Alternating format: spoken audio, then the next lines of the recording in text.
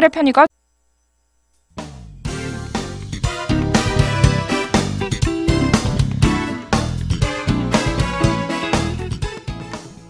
주간 시사 동정.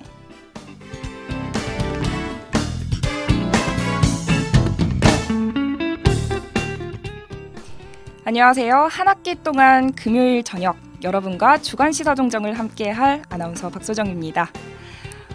우선 저번 학기에 이어 이번에도 금요일 저녁을 맡게 됐는데요. 감회가 남다릅니다. 안 그래도 재미없는 시사를 이제는 두 명이 아닌 또 재미없게 저 혼자만의 목소리로 전하게 돼서 정말 재미없는 프로그램이 되진 않을까 속으로 많이 걱정했습니다. 하지만 그만큼 이번 주시동 PD를 맡은 박유진 씨와 아나운서인 제가 그 누구보다도 더 공부하고 연습하며 잘 꾸며보자는 의지를 서로 불태우고 있습니다. 네, 기대까지는 아니지만 잘 지켜봐 주시고요. 네, 그럼 먼저 저희 연세교육방송국 YBS가 자랑하는 장수 프로그램 주간시사동정 2014년 1학기 버전 구성을 간단히 소개해드릴게요.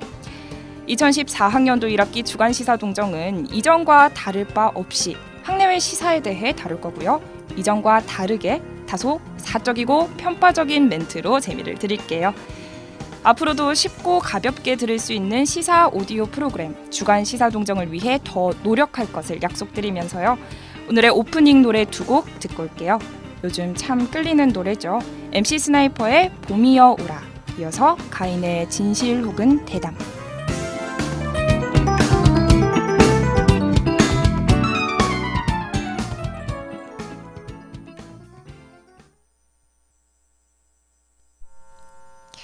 오늘의 학교 밖 소식입니다. 먼저 요즘 뉴스 신문을 뜨겁게 달구고 있는 주제죠. 안철수 의원과 김한길 대표의 신당 창당에 대해 얘기해 보겠습니다.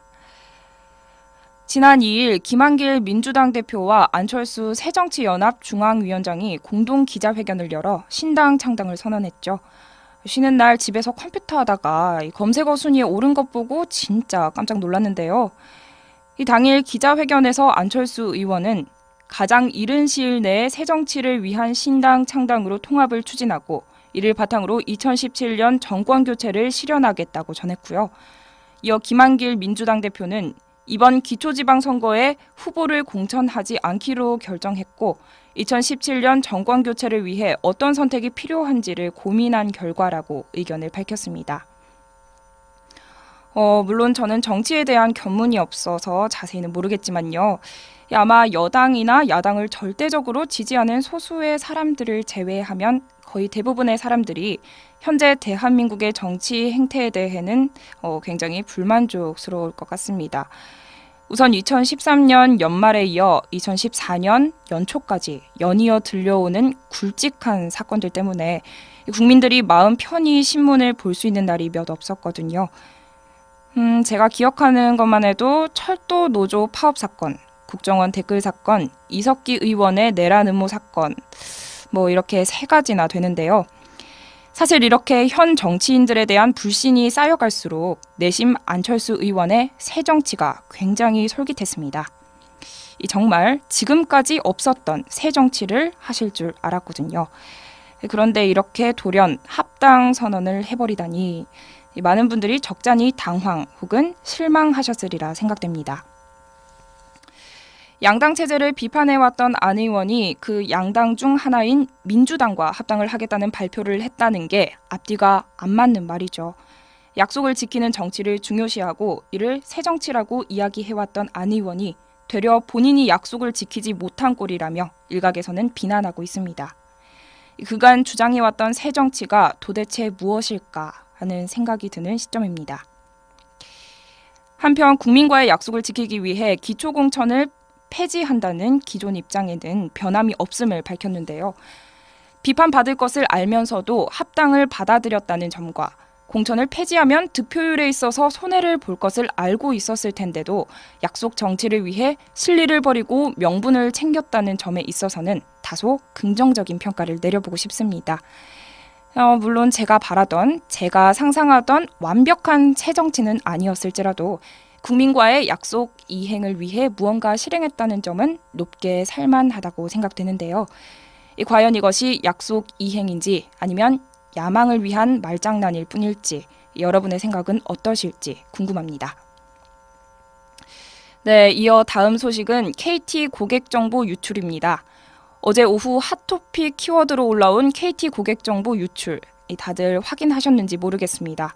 국내 최대 통신 회사 KT 홈페이지가 전문 해커에 의해 해킹당해 가입 고객 1,600만 명 중 1,200만 명의 고객 정보가 유출됐는데요.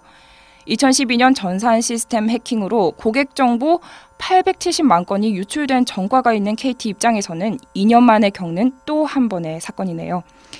이 홈페이지에 구멍이라도 뚫린 건지 왜 이렇게 자주 개인 정보가 유출되는 걸까요? 아주 탈탈 먼지까지 털어버리겠네요. 이제 진짜 화가 나려고 하는데요. 한국시티은행과 한국SC은행에서 13만 건, 농협은행과 국민카드, 롯데카드에서 1억 400만 건. 이 개인정보로 장사하는 거 이제 좀 막아줄 때도 되지 않았나 싶습니다. 카드 정보 유출 후 며칠 지났다고 또 이런 사건이 터졌다는 점이 가장 불만족스러운 거죠. 소 잃고도 외양간조차 고치지 않는 격이 된 겁니다. 인천경찰청 광역수사대에 따르면 전문 해커 김모 씨가 개인정보를 유출시키고 그 개인정보를 사들여 텔레마케팅 업체 대표 박모 씨가 100억 원대 부당수익을 올렸다고 하는데요. 어제 저녁 구속은 됐다고 합니다. 가장 화가 나는 점은 이 전문 해커 김 씨는 작년 2월부터 자체 제작한 파로스 해킹 프로그램으로 KT 고객센터 홈페이지를 1년 동안 수차례 해킹했다는 점인데요. 그간 뭐 했을까요? 네, 한편 이번 고객 정보 유출 사건에 대해 KT는 태스크포스를 구성해 2차 피해 방지에 착수할 계획이라고 밝혔습니다. 아무쪼록 이번엔 제발 빠른 시일 내에 발빠른 대처로 더 이상의 피해는 막을 수 있길 바라봅니다. 네, 화가 너무 나서 좀 가라앉히려고 차분한 노래로 한 곡 듣고 왔습니다. 존 레전드의 All of Me였고요. 네, 이번엔 요즘 핫한 가벼운 소식 알아볼게요.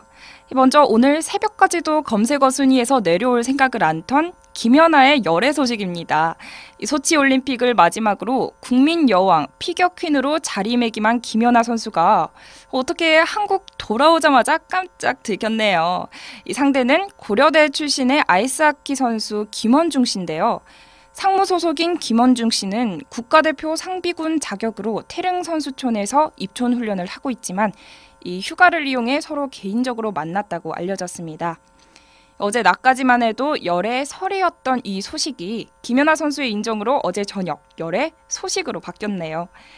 지난 4일 있었던 김연아 선수의 팬미팅에선 결혼 시기까지 간접적으로 언급을 했다고 하는데 이틀 만에 열애 사실 인정까지.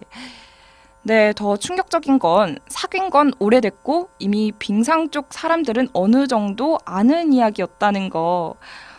저희만 몰랐던 걸까요?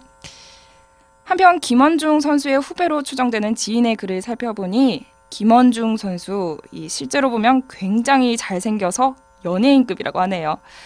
예쁘게 사랑하시길 빌게요. 무엇보다도 러시아는 있고요. 네, 이번에는 분위기를 좀 전환해 봐야 될 것 같습니다. 다음은 다소 무거운 소식입니다. 바로 SBS 예능 프로그램 짝 출연자의 사망 소식인데요. 며칠 전인 3월 5일 SBS 예능 프로그램 짝 촬영 중에 20대의 한 여성 출연자가 짝 숙소 화장실에서 목을 매 숨진 채 발견돼 세간에 충격을 줬죠. 일단 아직까지는 경찰이 자살로 사망 원인을 추정하고 있는데요. 이에 대해 어제 한 매체는 SBS 관계자의 말을 인용해 짝 프로그램의 폐지가 결정됐다고 보도했으나 이는 오보였던 것으로 드러났습니다. SBS에 따르면 아직 사망 사건 수사가 진행 중이고 사망 사유도 완전히 밝혀지지 않았다며 수사 결과가 나온 후 짝 폐지 여부가 논의될 것이라고 합니다. 이어 SBS는 공식 보도자료를 통해 유가족분들과 함께 출연해주신 짝 출연자 여러분에게도 깊은 상처를 안겨드리게 되어 위로의 말씀을 드린다고 깊은 유감을 표했습니다. 물론 저는 이 프로그램을 즐겨보는 애청자는 아니지만요. 한 사건으로 프로그램을 폐지하는 이 극단적인 선택을 하는 것보다는 문제점이 무엇이었고 그래서 어떻게 해결을 해 나가야 할지를 모색하는 것이 진정으로 이들이 해야 할 대처가 아닌가 하고 생각해 봅니다. 이 프로그램 폐지는 도피지 대처는 아니니까요. 소녀시대의 굿바이, 소울스타의 Call My Name 듣고 왔습니다. 마지막으로는 학교 안 소식 알아볼게요. 개학한 지 이제 일주일이 지났는데 공사판 학교 지나다니시는 건 좀 어떻게 적응되셨는지 모르겠습니다. 지난 겨울방학부터 본격적으로 진행된 백양로 재창조 사업 공사가 개강이 된 지금 여전히 진행 중인데요. 이 방학 중 학교를 와보신 분들은 다들 이해하시겠지만 저는 방학 때 학교 다니느라 참 고생 많이 했습니다. 어느 날은 통행로가 여기였다가 또 다음 날 가니 통행로가 바뀌어 있다가 또 그 다음 날 가니 아예 통행로가 없어졌다가 난리도 아니었죠. 방학 중에는 후문을 통해서만 출입이 가능했던 학생회관이 개강을 하면서 앞쪽 출입문까지 개방됨에 따라 학생들의 편의가 존중되었다고는 하나 이 대강당 앞에 설치된 임시 계단을 보고 그냥 한번 피식 웃었습니다. 네, 웃음밖에 안 나와서요. 아시는지 모르겠지만요. 결과적으로 통행로의 수에는 큰 변화가 없고요. 그 위치만 공사 진행 상황에 따라 조금씩 변하는 건데요. 개강하면서 보행자 수가 증가했음에도 불구하고 통행로의 수에 큰 변화가 없어 많이 불편했습니다. 이 백양로 사업단장 이몽철 교수는 공사 진행에 있어서 보행자의 편의를 최우선으로 생각해 통행로를 개선하기 위해 노력하고 있다며 콘크리트 바닥판으로 백양로 지하 공간의 천장 역할을 하는 슬래브가 설치되면 지하의 공사장과 지상의 통행로가 나뉘기 때문에 지상 통행 여건이 다소 개선될 것이라고 밝혔다고 하니 우리 한번 믿어볼 수밖에요. 간단히 설명해 드리자면요. 백양로 재창조 사업에는 2단계의 구역이 있는데요. 1단계 구역은 공학관에서 중앙도서관까지를 말하고 2단계 구역은 100주년 기념관과 학생회관, 대강당을 잇는 길을 말합니다. 현재는 1단계와 2단계 구역의 공사가 함께 진행 중인 거고요. 3월 말에는 1단계 구역에 슬래브 설치가 완료될 거라고 하고 5월 말에는 2단계 구역에도 설치가 시작된다고 하는데요. 가장 걱정되던 문제는 동아리 박람회고 앞으로 가장 걱정되는 문제는 연세인의 축제 대동제입니다. 일단 동아리 박람회는 그 장소를 옮기고 그 수도 40여 개 정도 축소시켜 진행 중이긴 한데 대동제는 어떻게 진행이 될지 그 귀추가 주목됩니다. 또 한편으로는 학생들의 안전 문제 역시 걱정이 안 될 수가 없는데요. 곳곳에 공사 관련 차량이 지나다니고 그렇지 않아도 미세먼지로 서울이 떠들썩한데 흙먼지까지 가세하는 건 아닐지도 걱정이 됩니다. 상상만 해도 숨이 턱턱 막히는 것 같네요. 안전한 공사 마무리와 학생들의 건강한 몸 상태를 위해 앞으로의 공사 진행 일정을 더 구체적으로 학생들에게 안내하고 학생들 역시 자신의 건강 관리를 위해 최선의 노력을 다해야 할 것 같네요. 네, 마지막으로 노래 몇 곡 듣고 와서 방송 마무리해 볼게요.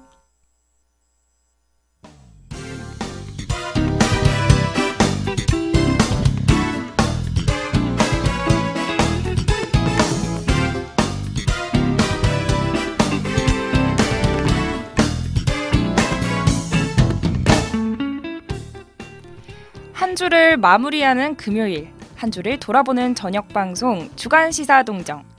첫 방송 어떠셨나요? 백양로를 걸어 집으로 가는 길, 공사판 때문에 들리실지는 잘 모르겠으나 어쨌든 여러분이 방송을 들으시면서 이런저런 문제를 떠올려보고 지금 학교 밖 세상은 어떻게 돌아가고 있는지 또 학교 안은 어떤 일이 벌어지고 있는지 생각해 보셨다면 이 첫 방송은 꽤 성공적인 것 같네요. 네, 다음 주엔 좀 더 자극적인 주제, 좀 더 자극적인 멘트로 찾아뵐게요. 지금까지 제작과 기술의 오디오 프로듀서 박유진, 생방송 모니터의 김철재 영상 프로듀서, 그리고 진행의 전 아나운서 박소정이었습니다. 연세인 여러분, 안녕히 계세요.